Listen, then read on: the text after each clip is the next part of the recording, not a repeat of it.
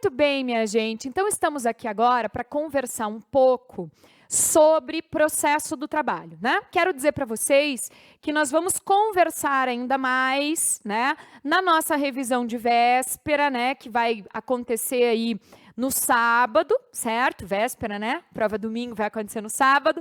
Mas eu quero agora, então, tratar de alguns aspectos de direito processual do trabalho com vocês, né? Eu até quero que você já deixe o teu material aberto, né? A nossa CLT nos aspectos de direito processual tem umas coisas que ela vai e volta, tá? Mas eu quero que você deixe o teu material aberto. Lá a partir do artigo 840 da sua CLT, você pode deixar aberto lá. E aí a gente vai fazer um desenho, enfim, e vocês vão acompanhando, né? Eu vou falando do número do artigo, do conteúdo dele, e aí vocês vão acompanhando aqui comigo, então, né, o que eu vou desenhando, e junto, né, vai acompanhando aí também o que está na sua CLT, para você ir tendo agora uma visão, né, assim você vai acompanhando e vai ter uma visão do todo, né? O todo que nós construímos aí durante todas as nossas aulas, durante todo o nosso curso, né? E vou insistir sempre, vou insistir bastante com vocês na importância e na necessidade, né, de fazermos aí o nosso desenho para a gente ter esse desenho mental mesmo do processo, para a gente também poder não só fazer a peça, mas também responder questões. Beleza, minha gente? Então, abre o seu material, eu vou deixar até o meu aberto aqui também, mas você abre o seu material a partir do artigo 840, né? 840 da CLT, tá?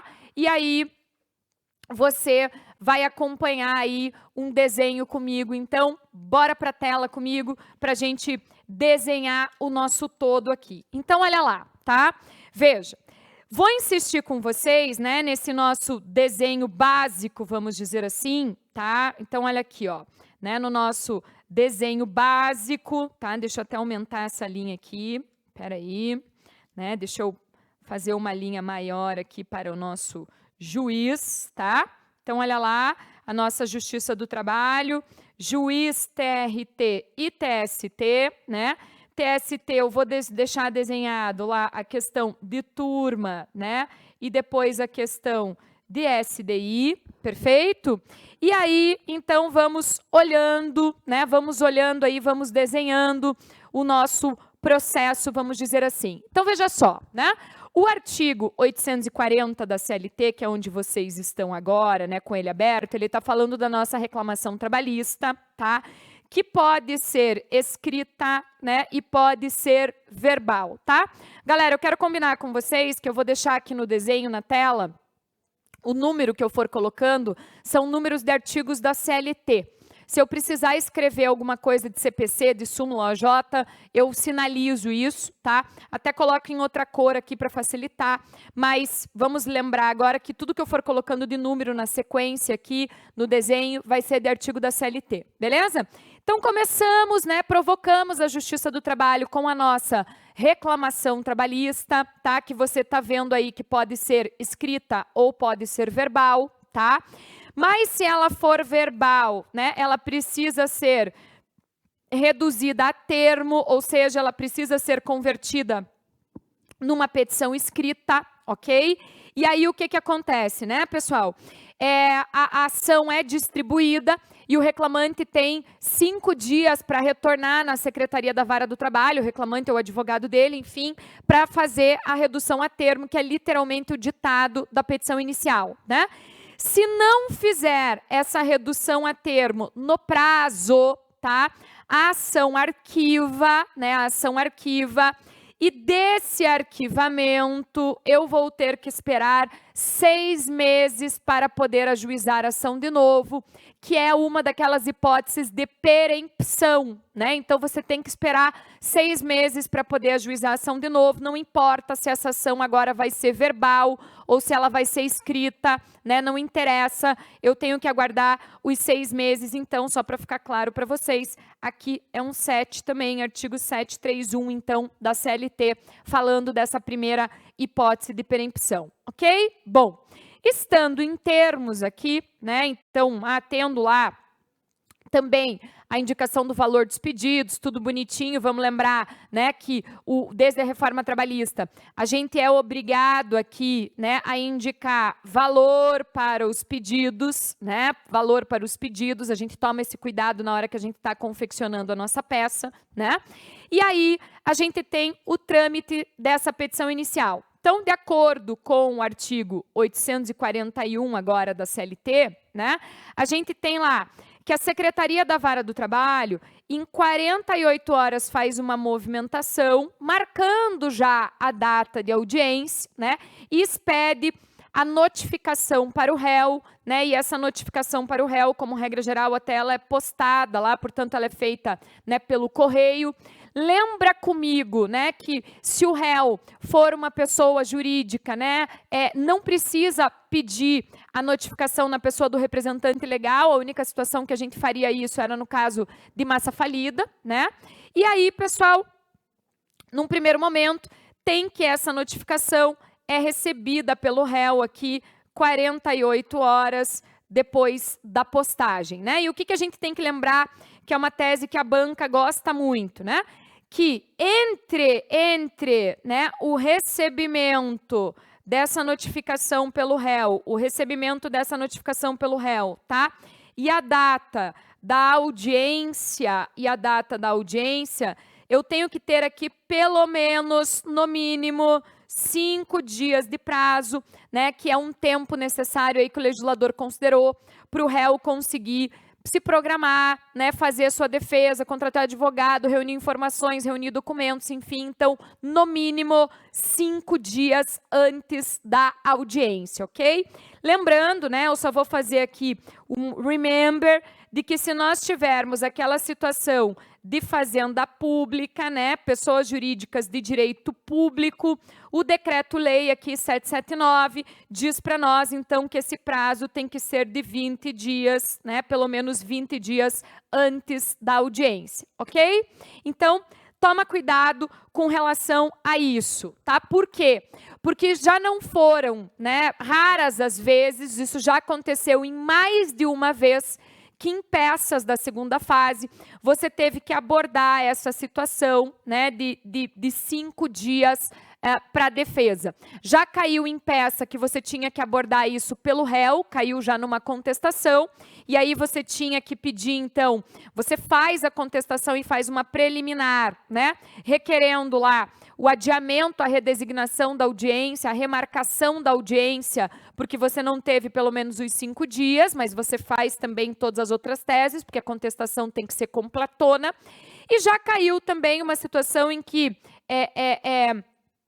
o juiz, por assim dizer, tinha entendido que o fato de o réu ter 15 dias de prazo para fazer a defesa dele, tá?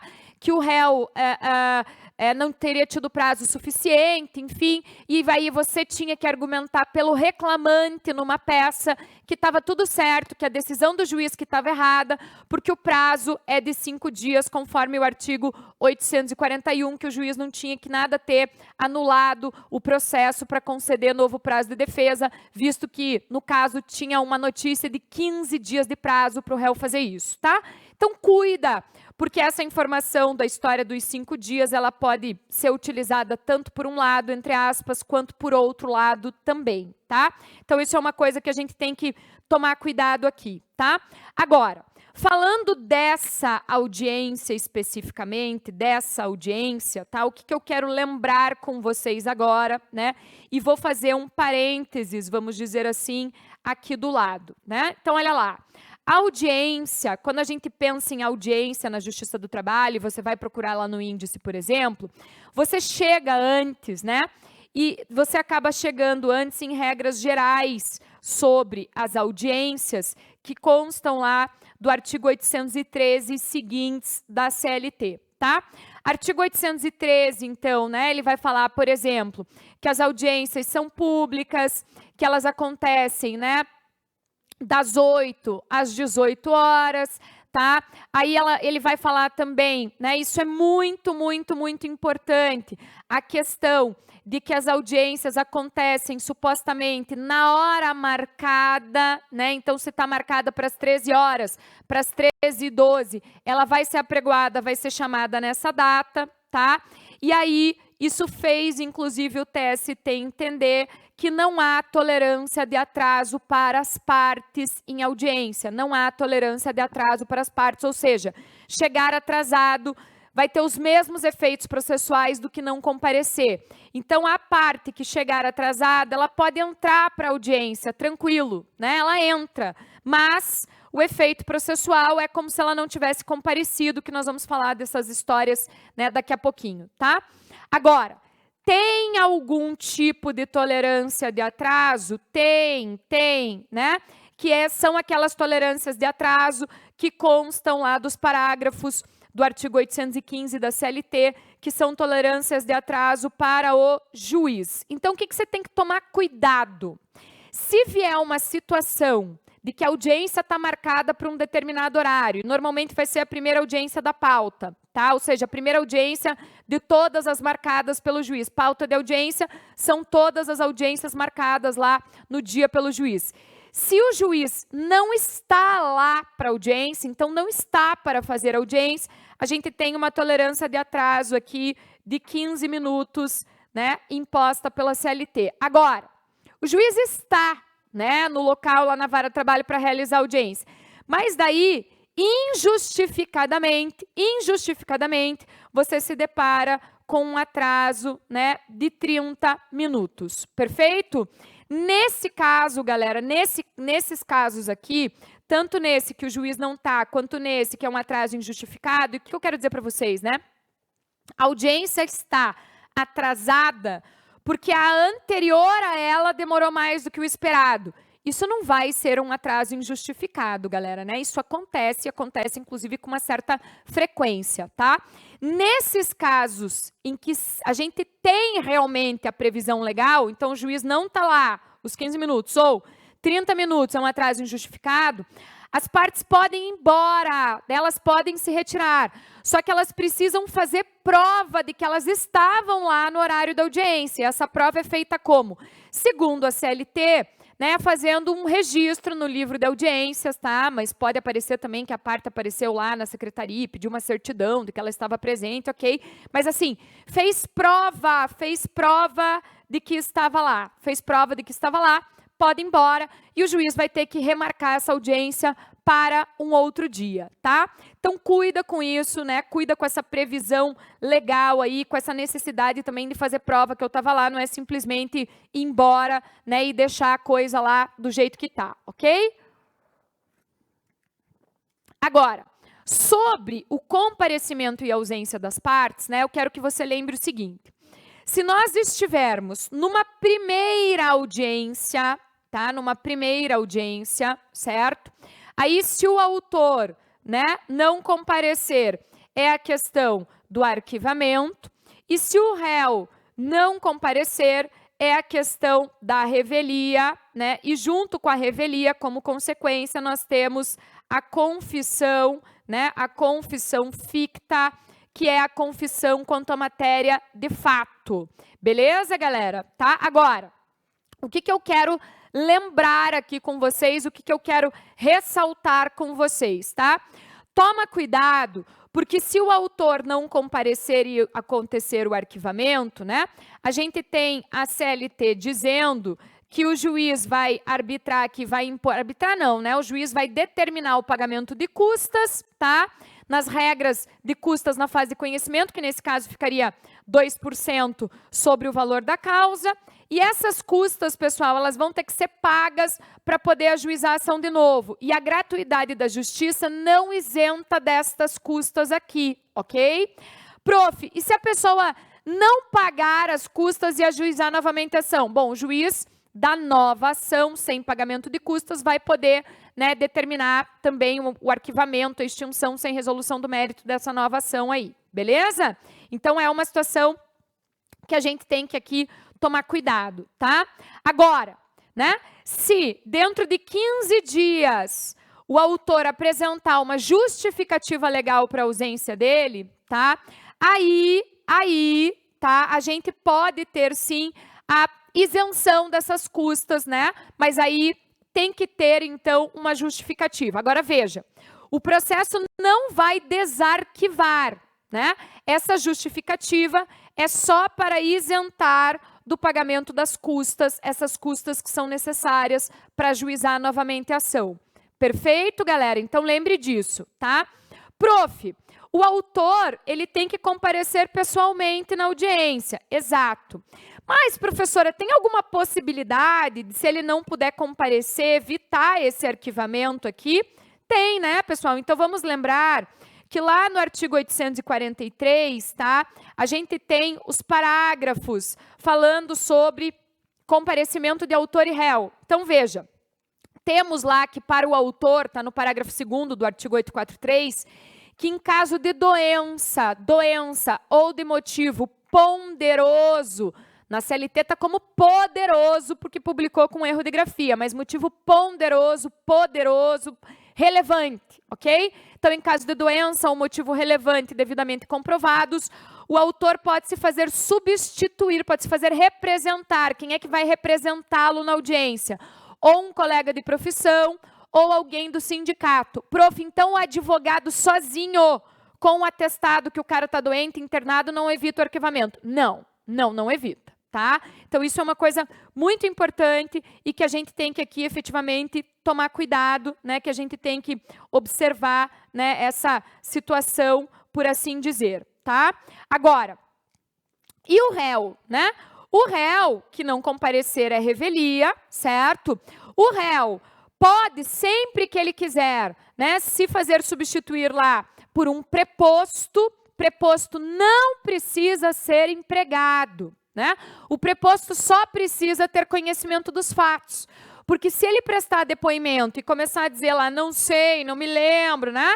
Não estava junto, não presenciei, certo? Aí é confissão ficta, apesar de estar presente. Então, temos que tomar cuidado com isso. Agora, quero chamar a atenção de vocês que a confissão ficta não será aplicada, né? Não será aplicada naquelas hipóteses do parágrafo 4º do 844, então, quando eu tiver mais de um réu e um deles contestação, né? Quando eu tiver uma situação de que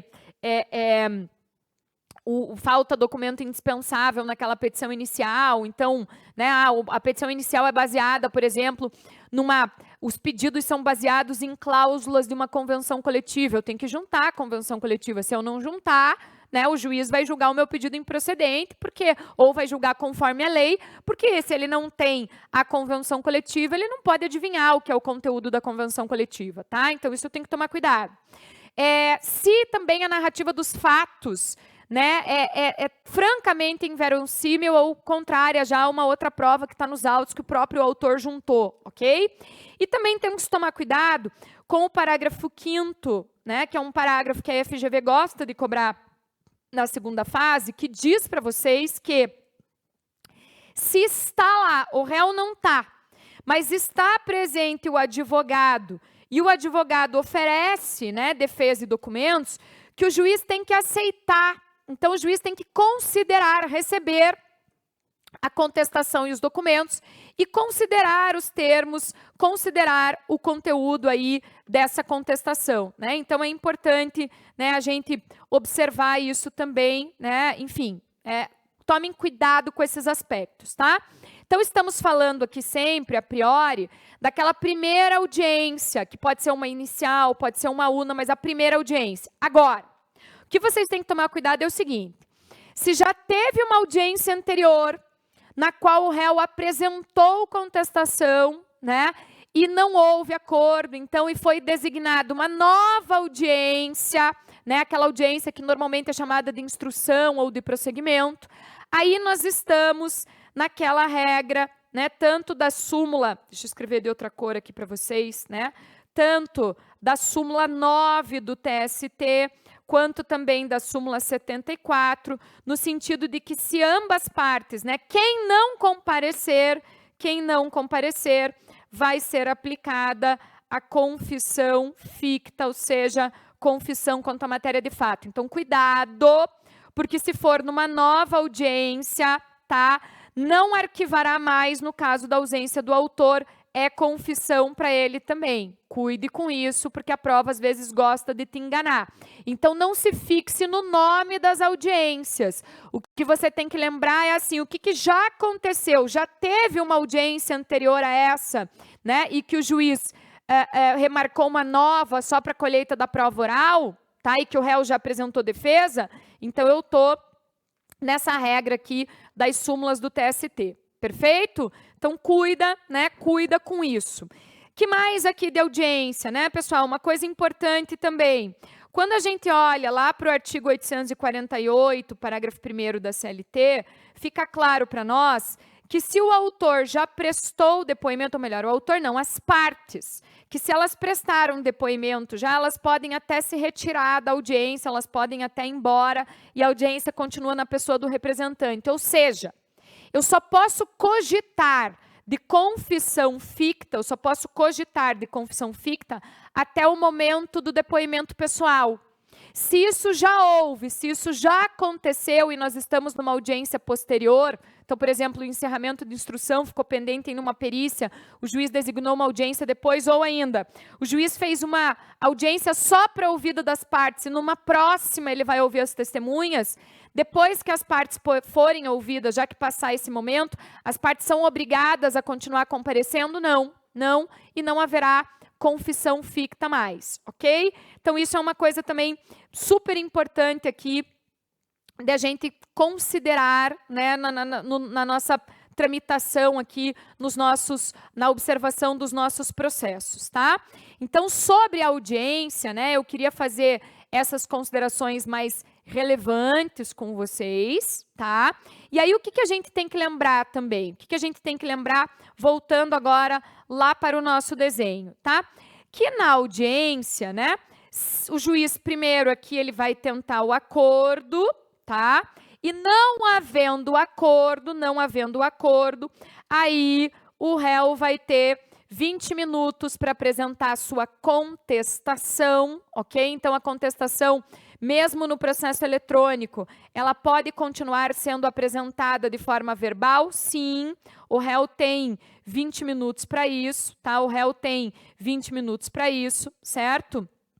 E, se ele quiser, ele pode apresentar por escrito, então, os documentos também, pelo sistema de processo eletrônico até o momento da audiência, perfeito? Então, a gente tem aqui essa situação, né, a ser considerada, vamos dizer assim, tá? Veja, o que eu quero lembrar com vocês, então? Se vocês estiverem, né, diante de petição inicial, e se vocês estiverem agora advogando, né, pelo réu, então você tem que pensar num primeiro momento em contestação, né, pelo réu contestação. E o que nós precisamos lembrar ainda, né? O que nós precisamos lembrar ainda, que eu quero também, né, ressaltar com vocês? Claro que quando a gente pensa em atuação pelos interesses do réu, a gente pensa sim na contestação, tá?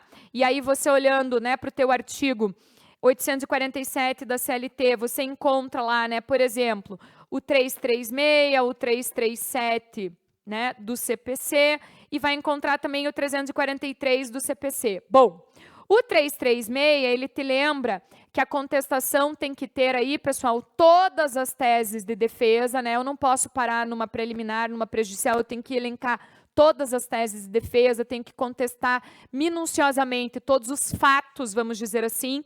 E o artigo 337, ele traz para nós aquele roteiro, aquele rol de preliminares, né, que a gente tem, né, e que a gente até usa esse artigo como, né, uma listagem de preliminares a serem procuradas quando a gente está fazendo lá a nossa contestação, né?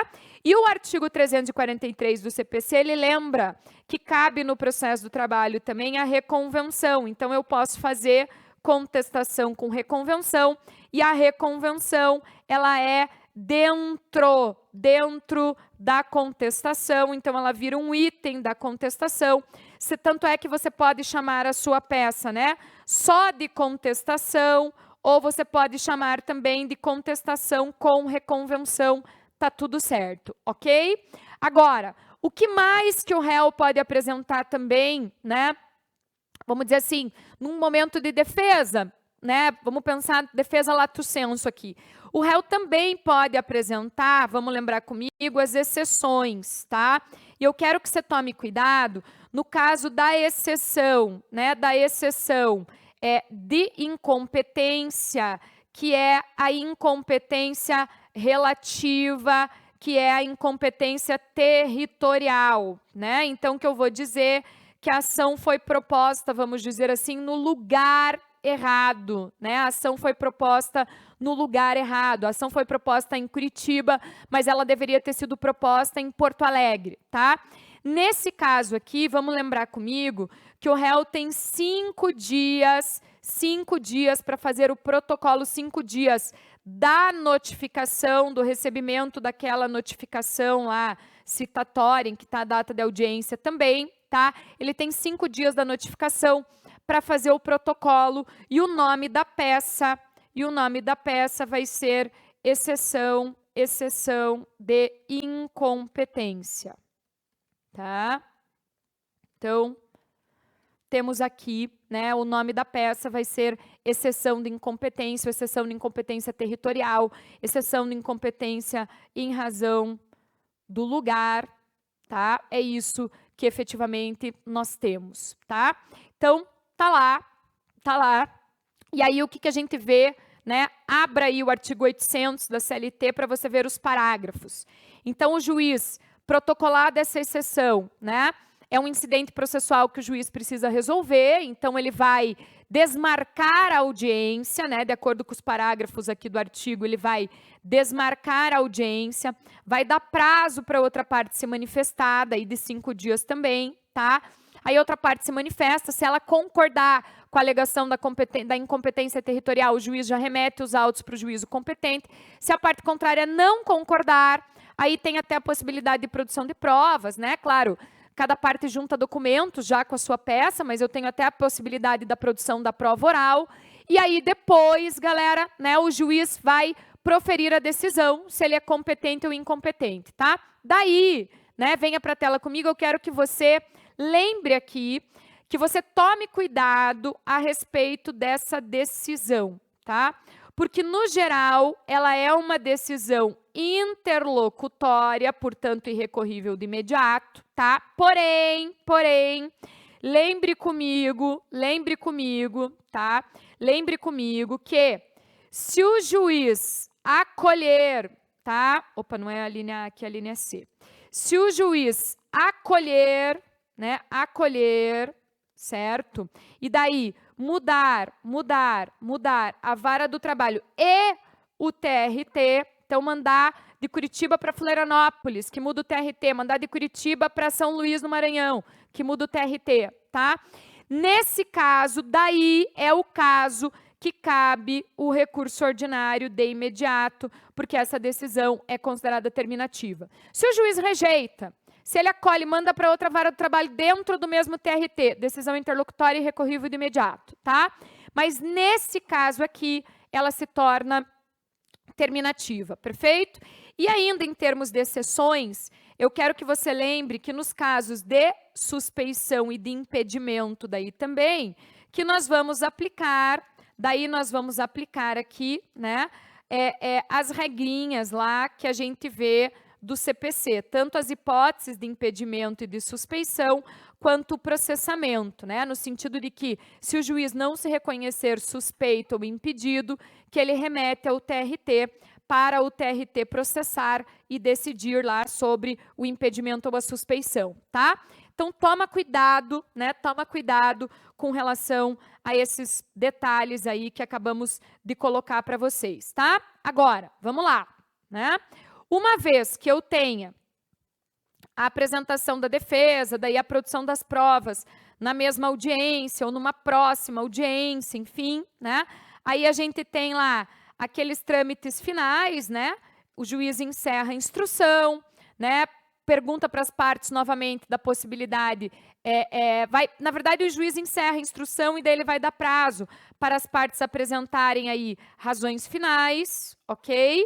E apresentadas as razões finais, que são orais, 10 minutos para cada parte, o juiz pode tentar a conciliação de novo, ele vai fazer isso especialmente se for rito ordinário, se for sumaríssimo ele não é obrigado, e aí ele já pode, então, proferir a sentença, né? Ele já pode proferir a sentença, e nós sabemos aqui, então vamos desenhar bonitinho, que quando o juiz profere a sentença, um recurso cabível é o recurso que ordinário, e esse recurso ele vai ser depois julgado lá pelo TRT, tá?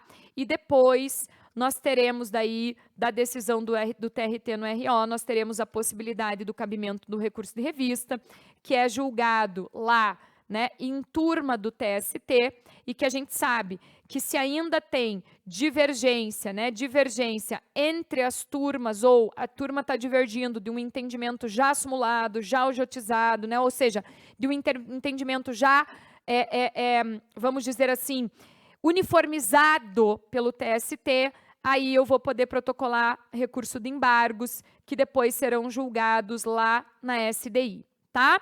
Bom, vamos agora lembrar de mais coisas aqui e de detalhes, tá? Então, olha só, a respeito do que eu falava antes aqui, eu só quis deixar esse desenho completo dessa maneira para você visualizar, mas a respeito do que eu falava, né, de provas, de produção de provas e até mesmo de ônus da prova, tá? O que você tem que tomar cuidado, tá? Ônus da prova 818 da CLT, né? A gente tem aquelas mesmas regrinhas. Eu tenho, então, ônus da prova do autor, quando for fato constitutivo do seu direito. Tenho ônus da prova do réu, quando ele alegar fato impeditivo, extintivo ou modificativo. Tá? Eu tenho ônus da prova do réu, ok? Daí, a gente tem a situação, então, né? Também de analisar casos de ônus da prova, regrinhas específicas de ônus da prova num primeiro momento, tá? Eu acho que vale a pena a gente lembrar que quando o réu está alegando pagamento, né, é fato extintivo e é ônus da prova dele, como regra geral, tá? A gente tem até a confirmação disso quando a gente olha, por exemplo, para entendimento sumulado do TST, tá? Deixa eu pegar aqui, só confirmar se a súmula é 460, que eu quero falar agora, ou se, não, é 461, tá?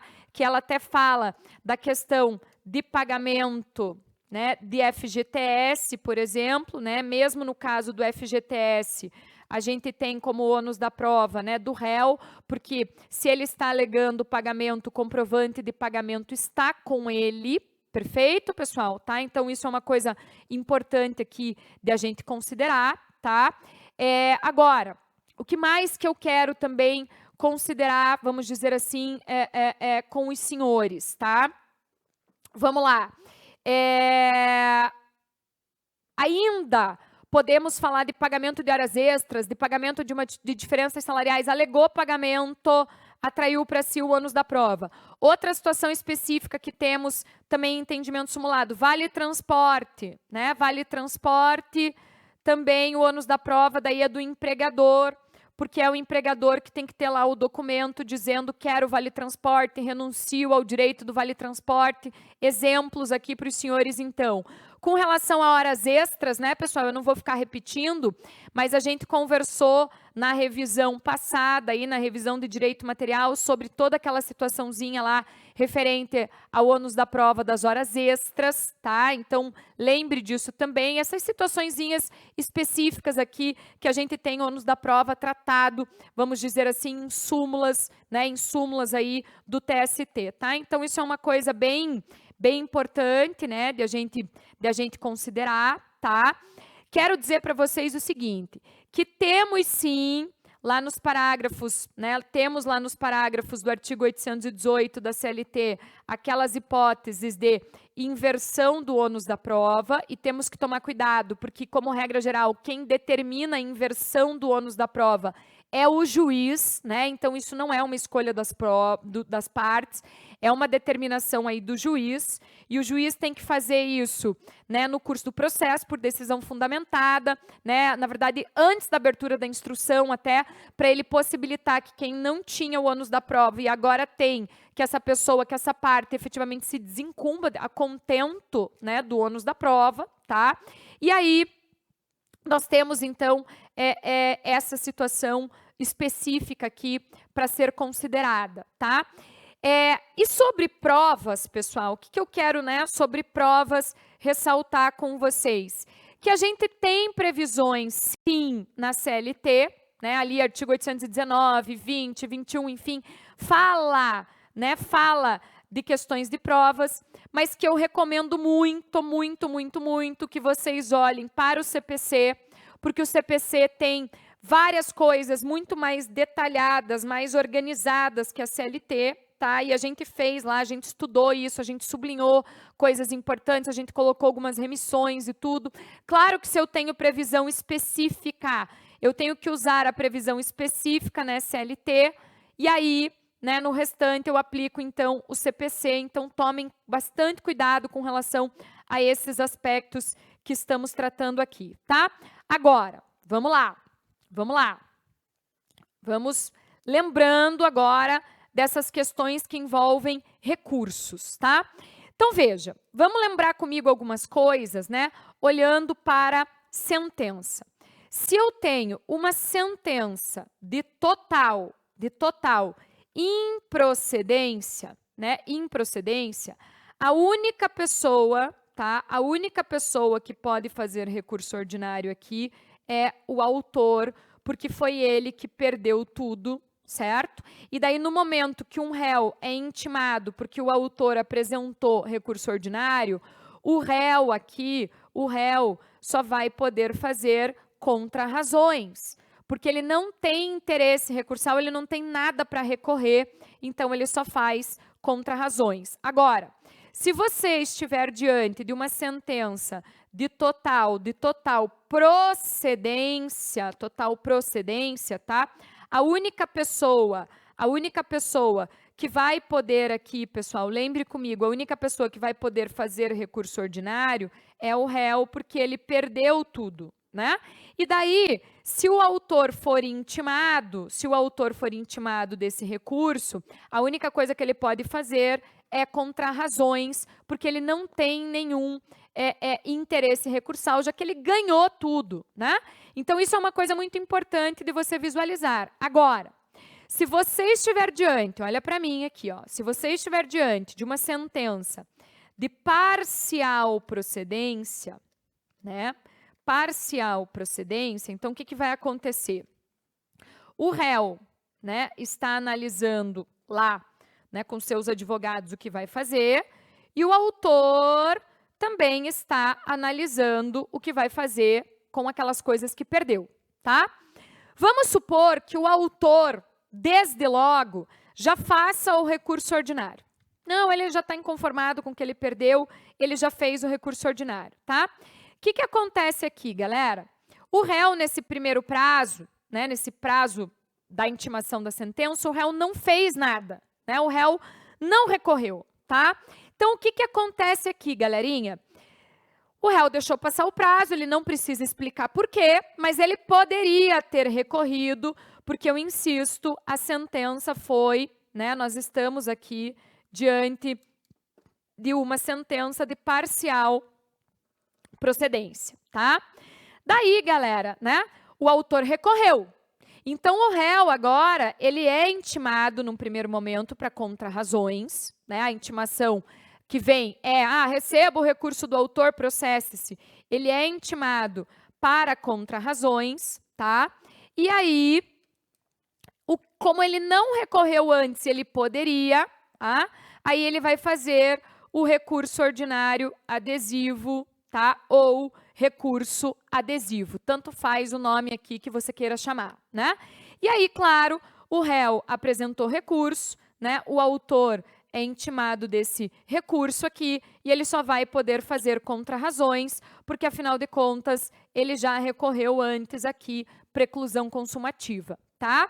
Então, o recurso adesivo é isso, né? Entre aspas, como eu explico para vocês, é uma segunda chance, né? E o primeiro pressuposto que eu tenho é uma sentença, efetivamente, de parcial o que procedência, tá? Então, é isso que a gente precisa efetivamente tomar cuidado aqui, né? Então, para relembrar. E o recurso adesivo, pessoal, claro, eu tenho desenhado para vocês como recurso ordinário, mas ele pode acontecer, como a gente sabe, como a gente viu, né? O recurso adesivo, ele pode acontecer em recurso ordinário, ele pode acontecer em revista, ele pode acontecer em agravo de petição, ele pode acontecer em recurso de embargos. O único recurso que não tem recurso adesivo é o agravo de instrumento, tá? Então, isso é uma situação aí que a gente precisa considerar. Agora, vamos também analisar um outro aspecto. Então, por exemplo, foi proferida uma sentença, e nessa sentença, pessoal, tem uma omissão. O que as partes, ou uma delas, tanto faz, pode fazer? Embargos de declaração, omissão, contradição, obscuridade, tá? Embargos de declaração. Aí o juiz vai proferir uma nova sentença, tá? Essa nova sentença, ela complementa a primeira, certo? E agora temos o prazo aqui para recurso ordinário. Lembrando que de acordo, então, com a CLT, tá? A interposição, a oposição, a apresentação de embargos de declaração, ela interrompe, tá? Interrompe o prazo para recurso, né? Então, ainda que você tenha protocolado teus embargos de declaração no prazo de 5 dias, como interrompe, você ganha tudo de novo do prazo, ou seja, você vai ter o prazo de 8 dias para o recurso ordinário, tá? Você vai ter, sim, o prazo daí de 8 dias para o recurso ordinário, ok? Então, isso é uma situação aqui efetivamente a ser considerada, né? Que a gente precisa enxergar, né? Também posso enxergar, né, embargos de declaração aqui no acórdão do TRT, aqui no acórdão da revista, no acórdão do recurso de embargos, né? Depois a gente vai falar uns outros detalhezinhos a mais aí, sobre essa história dos embargos de declaração, tá? O que eu quero agora, né? O que eu quero agora lembrar com vocês, né? Em termos de recursos, vamos dizer assim, tá? Então, eu quero lembrar agora alguns aspectos ligados a preparo dos recursos, que nós estamos diante da possibilidade de custas e também de depósito recursal. Tá? Então, o que temos aqui? Vamos lá.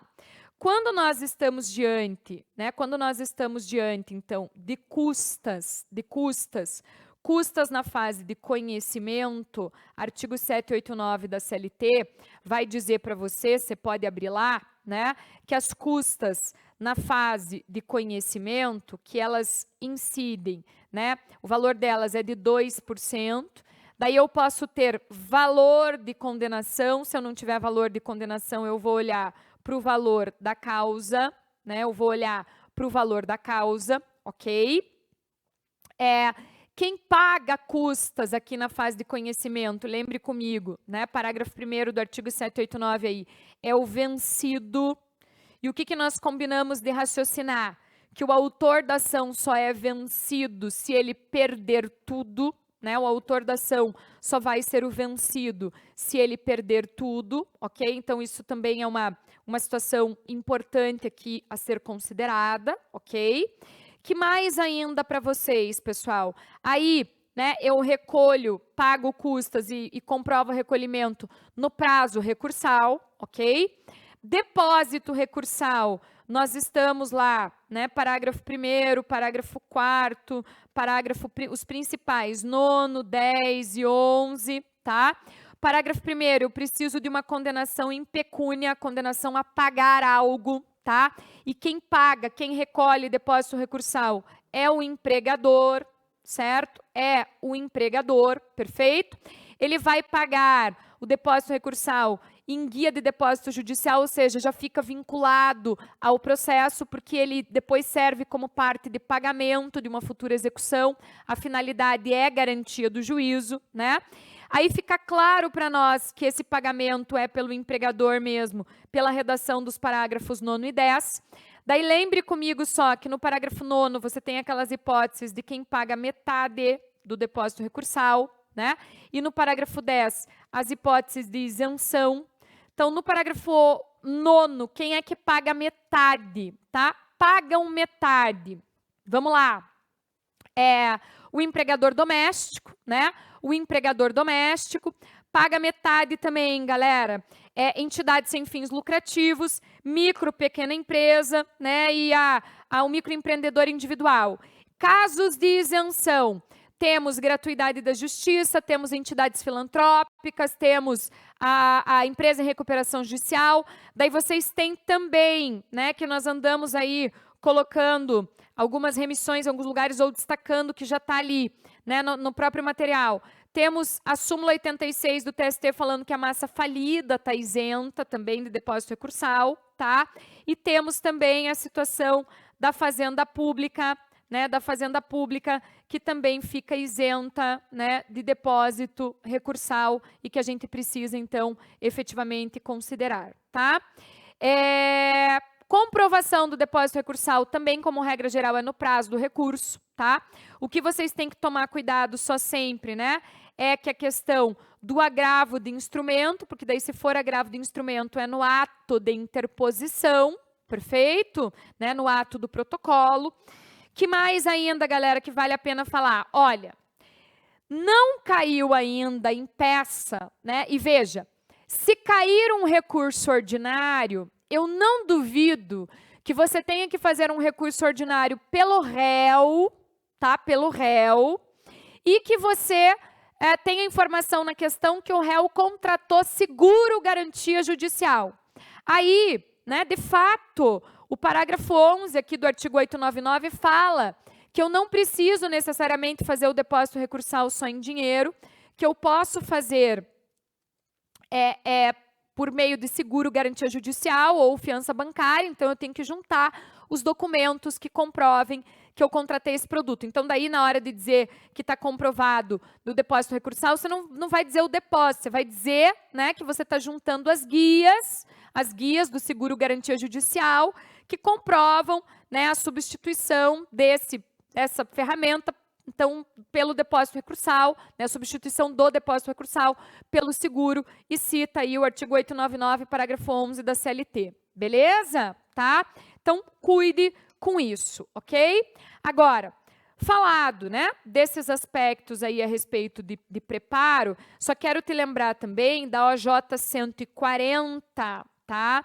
Porque a OJ 140, ela deixa claro para você, né, a OJ 140 aqui, ela deixa claro para você que se houver o pagamento insuficiente, né, então houve pagamento, mas foi um pagamento insuficiente, portanto, um pagamento a menor de custas ou depósito recursal, que a parte tem que ser intimada para complementar. E só se ela não complementar é que o recurso será considerado deserto, ok? Então, isso é algo importante de considerarmos também. Agora, vamos lá. Vamos trabalhar agora com esse sisteminha recursal aqui, tá? Para você lembrar daquelas situações do recurso trancado, como é que vamos fazer então? Então, olha lá, tá? Protocolei o recurso ordinário aqui no juiz faz um prévio, então, juízo de admissibilidade, e aí ele tranca o RO, tá? Lembre disso, recurso trancado e quero subir o degrau, então eu vou apresentar agravo de instrumento para destrancar, perfeito? E aí, a parte contrária, então, ela é intimada lá para contrarrazoar, né, 2 recursos. O agravo leva o RO com ele para o tribunal. Se o tribunal der provimento ao agravo, né, conhecer e der provimento, daí o tribunal lê o RO, se não, nem lê. O fato é que de qualquer decisão do TRT no agravo, não cabe revista, tá? Isso nós temos claro até pela letra de lei, eu diria, da CLT, tá? Mas nós temos muito claro daí isso afirmado em súmula do TST, que não cabe revista. Portanto, o que você tem que enxergar?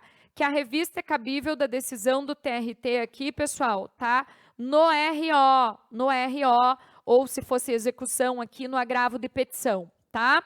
Agora, outra coisa importante em termos de recurso de revista. Quando você está falando de recurso de revista, né, você tem lá aquele requisito da transcendência, né? Transcendência. E aí, essa transcendência, de acordo com a CLT, ela pode ser política, tá? Pode ser política, pode ser econômica, pode ser jurídica, tá? Pode ser social, né? As definições para a prova, me parece que elas ficam ali meio que na letra de lei mesmo, tá? Quero chamar a atenção de vocês, então, para a transcendência política, que daí fica fácil eles colocarem um casinho, né? Porque a transcendência política é quando a decisão do TRT está contrariando lá, né, um entendimento já sumulado do TST ou súmula vinculante. O Tribunal Superior do Trabalho até está entendendo também que se é entendimento de OJ, de tese jurídica vinculante, enfim, que entra tudo como transcendência política. Ok, pessoal? Tá? O fato é que a transcendência, eu já tenho que falar dela nas razões do meu recurso de revista, então eu já tenho que colocar aqui no bojo, no conteúdo da petição, mas a transcendência só é analisada no TST, então o TRT não se mete na análise da transcendência, beleza?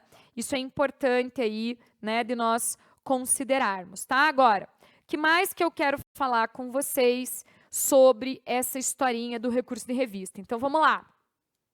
Olhando para esse recurso de revista, tá? Em termos de admissibilidade aqui pela presidência do TRT, o que pode acontecer? Então, vamos dar um foco aqui no recurso de revista. Então, vamos imaginar que o recurso de revista tem duas teses, tá? Então, eu posso ter que o tribunal está recebendo as duas, né? Então, ele vai subir inteirinho como recurso de revista. Agora, eu posso ter a situação, né, de que o TRT aqui, com as duas teses, né, que ele nega processamento para as duas. Então, eu vou ter que fazer agravo de instrumento, considerando as duas teses, e aí vai subir como agravo de instrumento em recurso de revista, inteirinho também, né, trancado, tentando o agravo destrancar. Agora, eu posso ter uma coisa híbrida, né, eu posso ter aqui uma coisa mista, vamos dizer assim. O TRT diz que uma tese sobe como revista e que a outra está trancada. Daí é minha obrigação, se eu quero destrancar, se eu quero que o TST analise, tá? É minha obrigação protocolar aqui o agravo de instrumento dessa tese que está trancada, ok? E podemos ter ainda essa situação aqui, né, de que, por exemplo, uma das teses aqui, o tribunal analisa e, por exemplo, diz que sim, tá? Uma das teses, o tribunal analisa e diz que sim, tá? E aí, a outra tese aqui, o tribunal não falou nada, né? O tribunal não falou nada, teve uma omissão aqui. Então, para provocar o tribunal a se manifestar, a parte tem que fazer embargos de declaração, tá? Tribunal diga se está trancado ou não está, né? Então, a parte tem que fazer aqui embargos de declaração. A parte faz embargos de declaração e daí ela pode ter um sim, sobe como revista, ou ela pode ter aqui um não, né? Então, posso ter aqui as duas possibilidades. Tendo não, trancou e tem que fazer o agravo do instrumento para o quê? Destrancar, tá? Então, esse é o ponto super importante aqui, né? Que a gente tem que observar. E veja, pessoal, eu disse para vocês nas aulas, né?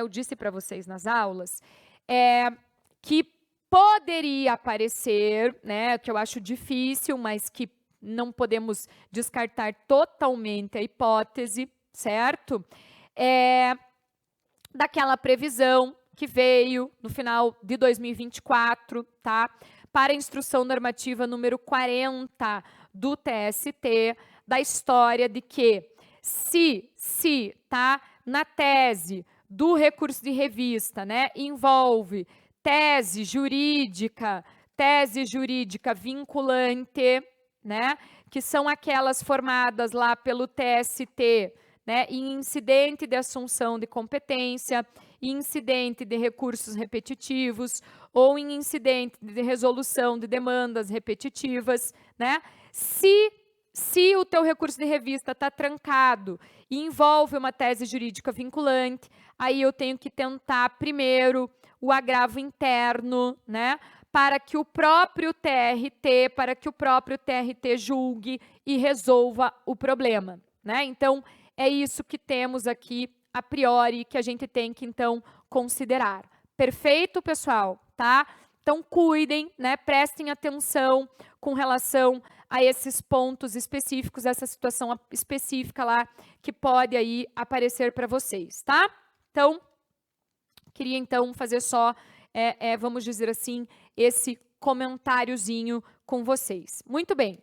Dito isso, tá? Dito isso, o que eu quero, né, agora ainda relembrar com vocês. Olha lá. Se for trancado o recurso de embargos lá em cima, tá? É dentro do tribunal que eu estou resolvendo o problema. Então, daí o que cabe para destrancar, né, é o agravo interno, tá? O que cabe para destrancar é o agravo interno, certo? Então, é essa situação aí que eu acho que a gente precisa efetivamente, então, tomar cuidado só, tá? Agora, se você, né, quiser incrementar, né, a historinha, eu vou colocar a tela para cima aqui, só para a gente lembrar de um outro aspecto. Deixa só eu conseguir colocar a tela para cima aqui, pessoal. Então, veja, vamos lá comigo, né? Você tem essa situação usual aqui, ó, e sempre que tiver alguma coisa de recurso, o que é o nosso combinado, né? O que é... Ai, apagou tudo. O que é a minha orientação para vocês? A minha orientação é você fazer o desenhinho primeiro e depois você vem e encaixa, né? Você faz o desenhinho primeiro e depois você vem e encaixa, tá?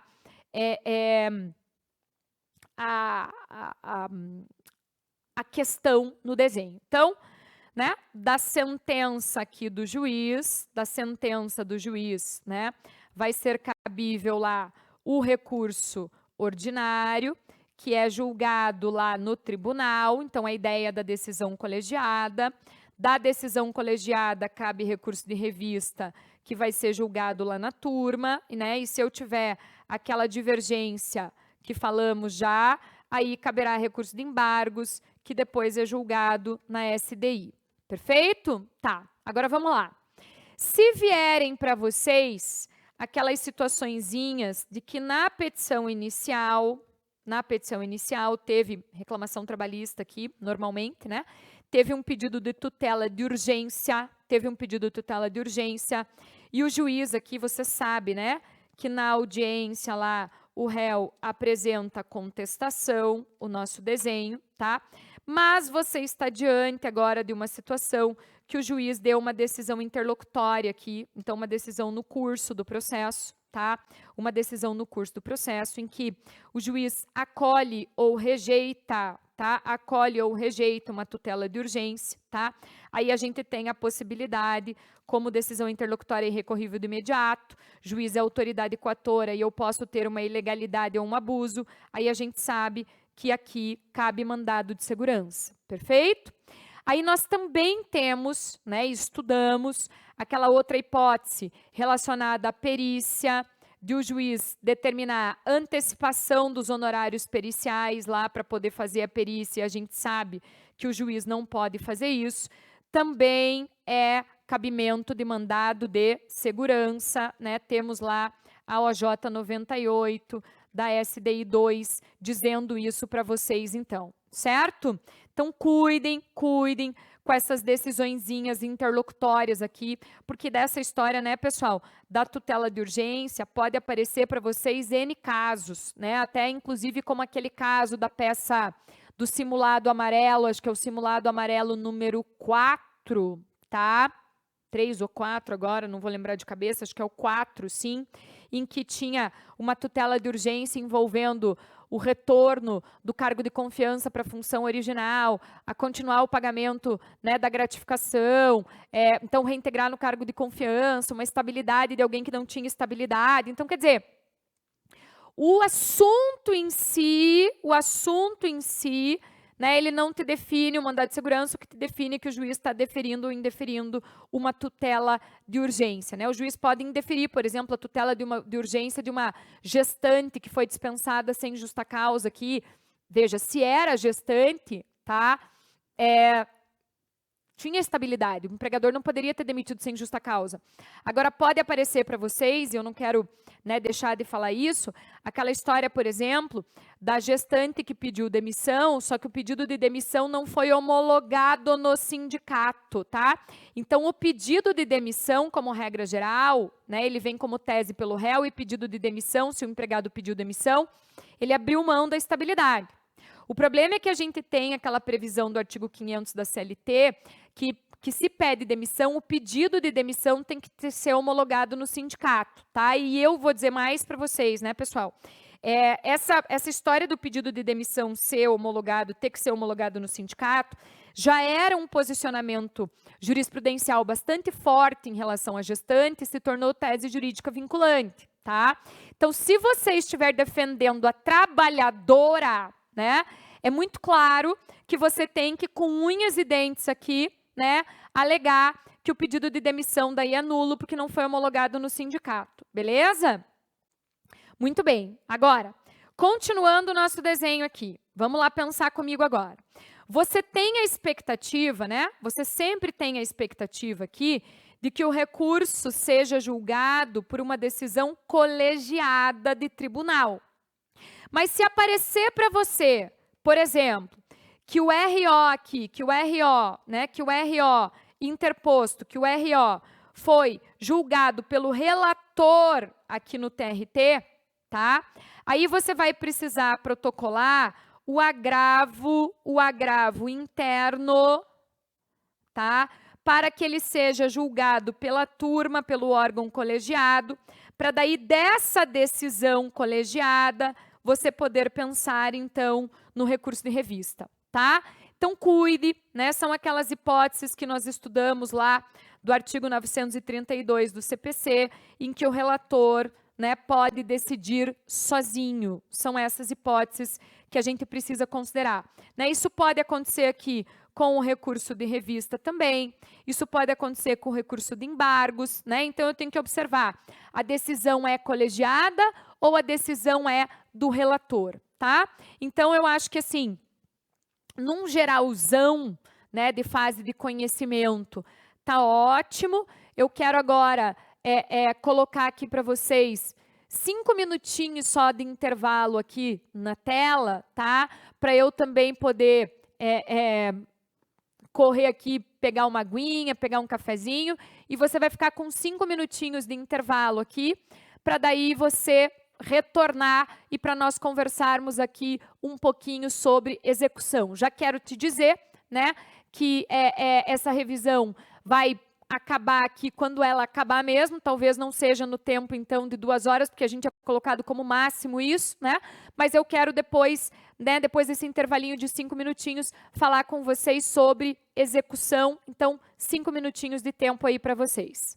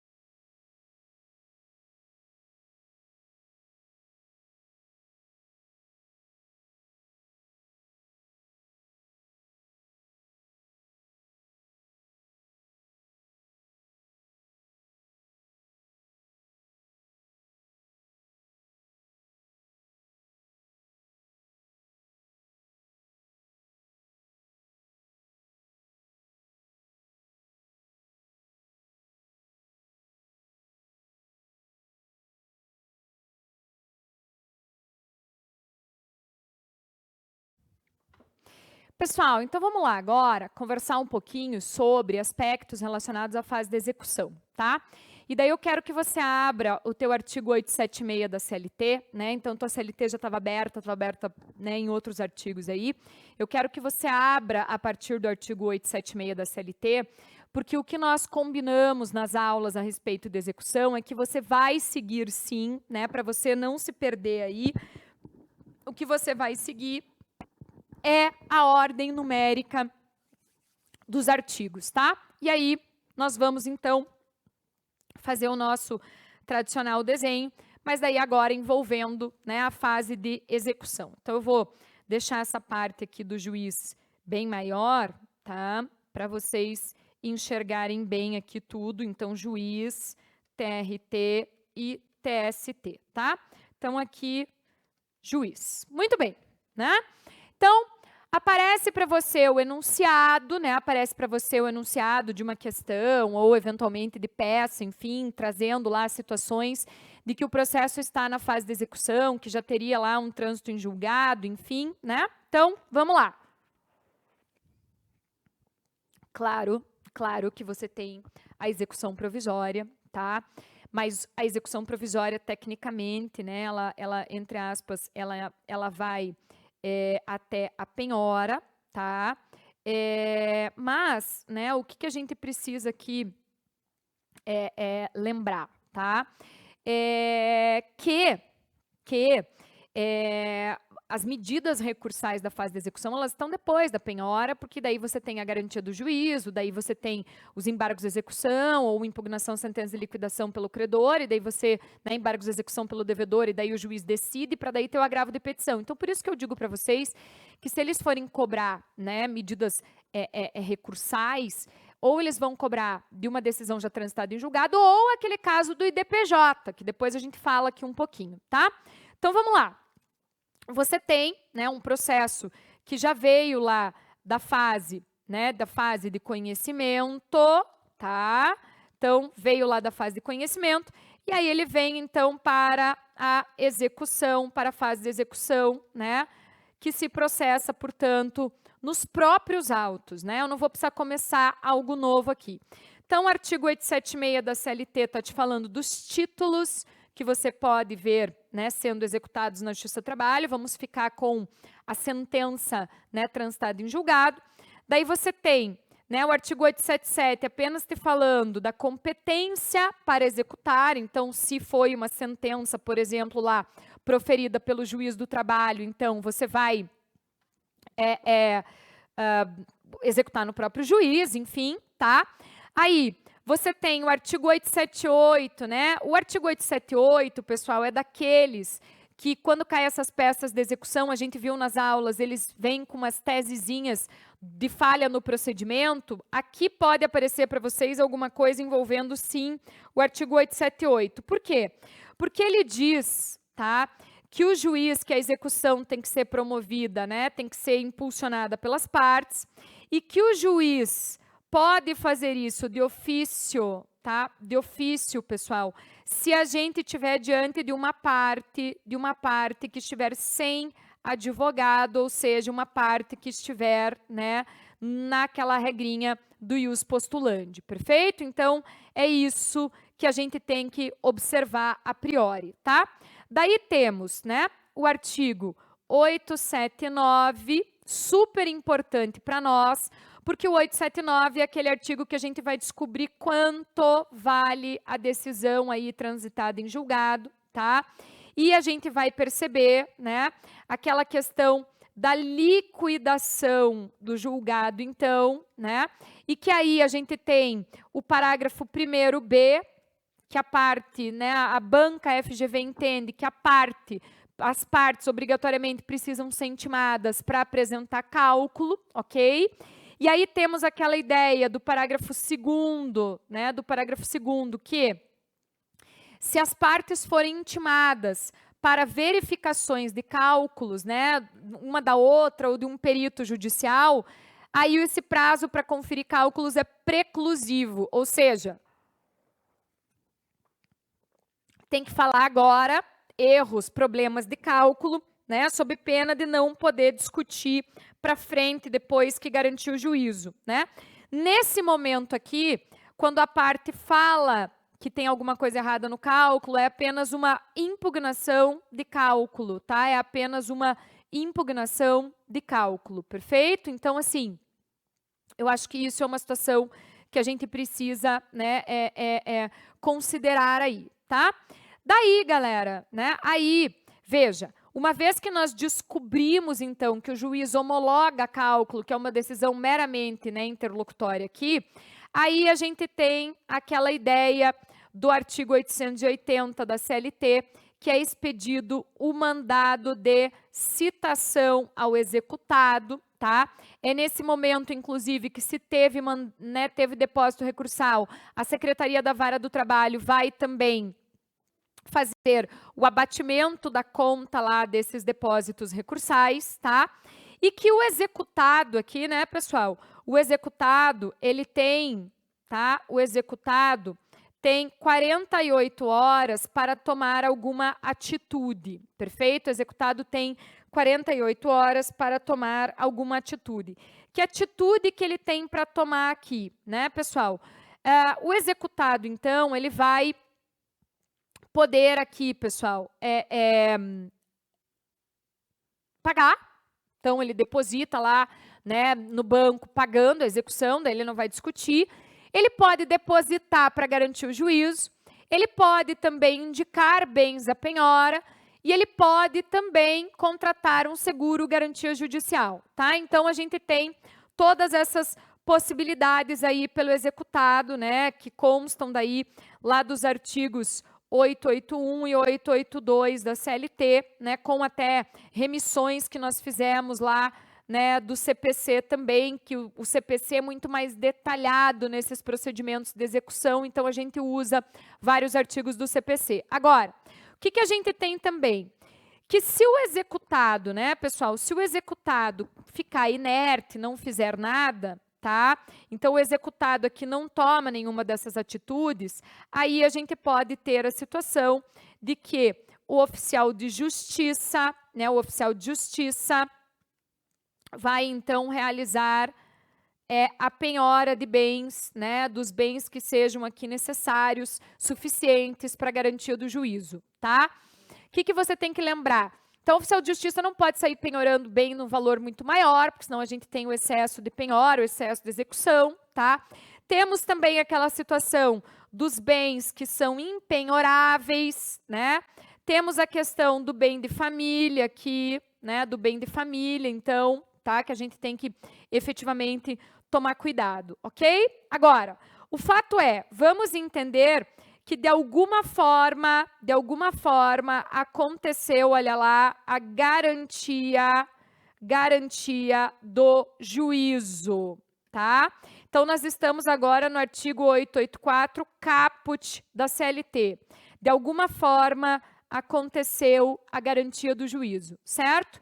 Se aconteceu a garantia do juízo, né? Aí, vamos lembrar comigo, prazo de 5 dias aqui, o executado, né, o executado pode apresentar, né, embargos à execução, né, embargos à penhora, embargos do devedor, tá? E o exequente pode apresentar impugnação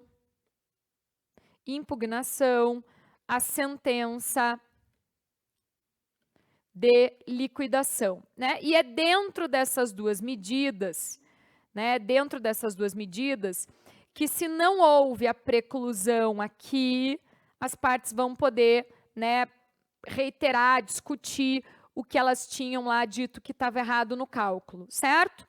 Aí, claro, uma parte apresenta, outra intimada para apresentar a resposta, enfim, né? O que a gente chama aí até de contraminuto. E aí a gente tem a sentença, a decisão do juiz aqui na execução, que aí, né, você está lá no parágrafo, né, no parágrafo 4º do artigo 884, né, então o caput vem antes com a garantia do juízo, aí você está no parágrafo, e daí dessa decisão aqui é que cabe o agravo de petição, que vai ser julgado lá no TRT, da decisão do TRT no agravo de petição, cabe recurso de revista, que é julgado lá no TST, perfeito? E é julgado lá em turma do TST, né? E a gente sabe, a gente estudou, tá? Que aí eu vou poder também, em casos específicos, apresentar recurso de embargos, né? Lá dentro do TST, que vão ser daí julgados na SDI, né? Então, é isso que temos aqui. Prof, esse recurso de revista aqui tem transcendência? Tem. Todo recurso de revista tem que ter transcendência. E vamos lembrar, né, que na regra geral, eu só posso fazer recurso de revista na execução se eu tiver com violação literal e direta da Constituição, tá? São apenas naqueles casos de discussão, de certidão negativa de débito trabalhista, tá? Ou ainda, né, numa execução fiscal, aquela decorrente de multas aplicadas pelos auditores fiscais do trabalho, que daí eu posso efetivamente falar de mais hipóteses de cabimento, né, do recurso de revista, por assim dizer, tá? Então, cuida com relação a isso. Agora, o que eu quero te lembrar? O que eu quero te lembrar, né? Veja, vou colocar a tela um pouquinho para cima aqui, só para a gente poder fazer um recorte, eu vou usar esse desenho ainda, tá? Opa, fiz besteira. Deixa eu colocar a tela um pouquinho para cima só. Então, veja, o que acontece aqui agora, tá?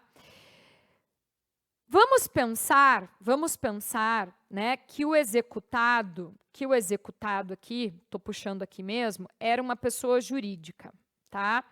E daí teve a expedição lá do mandado de citação, né?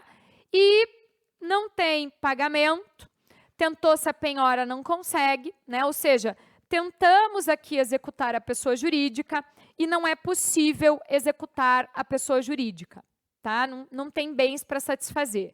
Então, aí, nós vamos pensar, né, na possibilidade de inclusão agora dos sócios, tá? Que daí é aquela questão do incidente de desconsideração da personalidade jurídica, que a CLT diz que nós aplicamos lá, né, os artigos, tá? 133 e seguintes do CPC.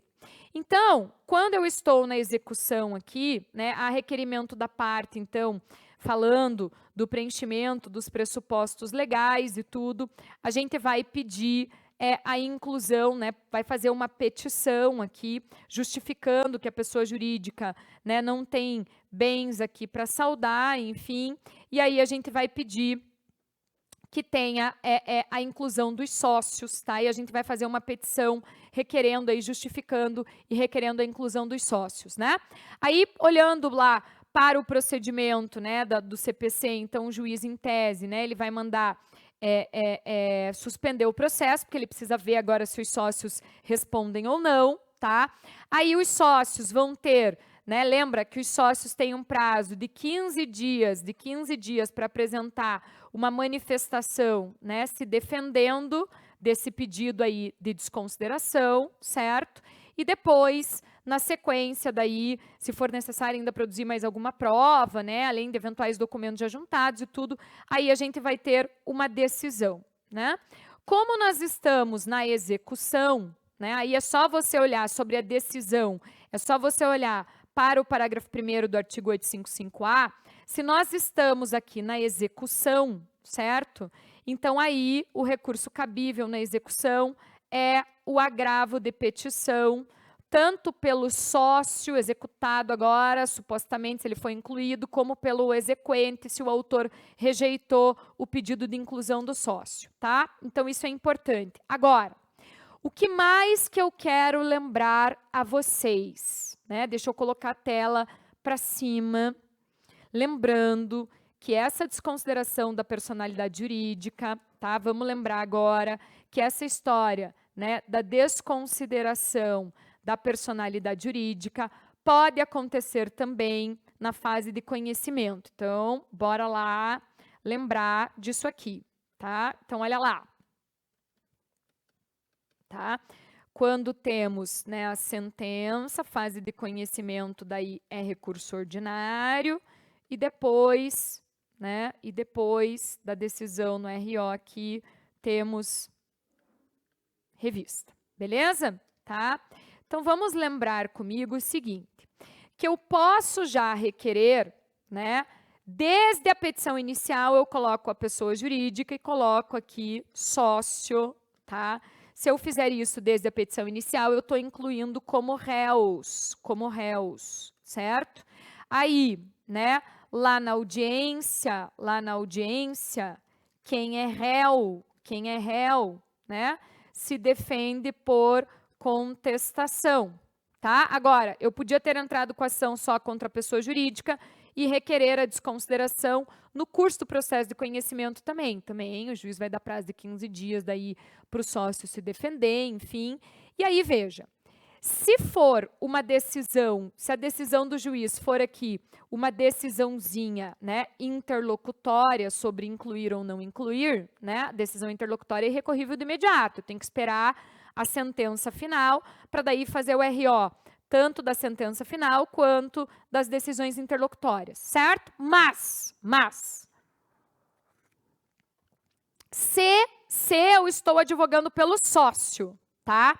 E o juiz julgou o IDPJ na sentença, tá? Eu vou fazer recurso ordinário na fase de conhecimento. Então, cuidem com isso, porque a gente fica muitas vezes com essa história do IDPJ na fase de execução, mas ele pode acontecer, como eu estou mencionando para vocês aqui, na fase de conhecimento, e cuida com esse RO pelo sócio, se a análise está sendo feita aqui na sentença. E se disser para vocês que foi analisado na decisão interlocutória, mas agora, né, vocês estão com a sentença na mão, vocês vão fazer o RO, abordando os tópicos, tudo que tiver que recorrer desfavorável na sentença, e aborda também a decisão, o que? Interlocutória ataca, né?